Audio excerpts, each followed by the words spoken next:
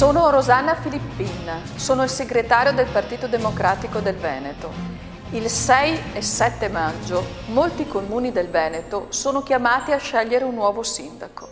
Questo voto è importante e non va sprecato. Come italiani e come veneti viviamo un momento difficile.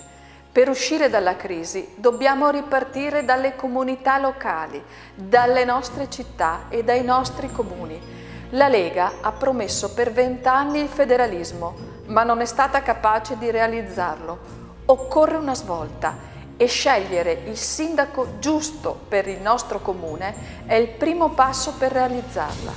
Ci sono problemi seri da affrontare, ma noi del Partito Democratico sappiamo bene da che parte stare.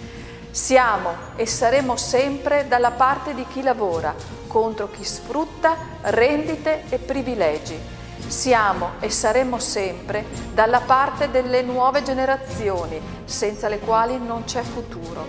Siamo e saremo sempre dalla parte delle autonomie locali, la nostra casa comune, a cui servono più risorse e maggiore autonomia. Ogni lungo viaggio inizia sempre da un primo passo. Il viaggio per cambiare l'Italia inizia anche dai nostri comuni. Mettiamoci in cammino. Il 6 e 7 maggio scegli l'alternativa, scegli il Partito Democratico.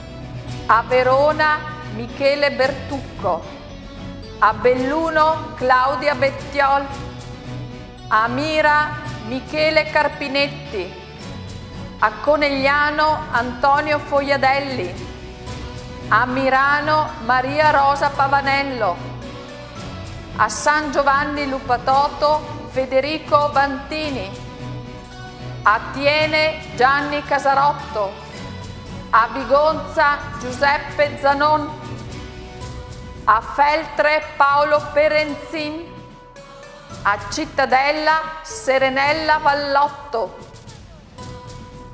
Il 6 e 7 maggio scegli l'alternativa, scegli il Partito Democratico.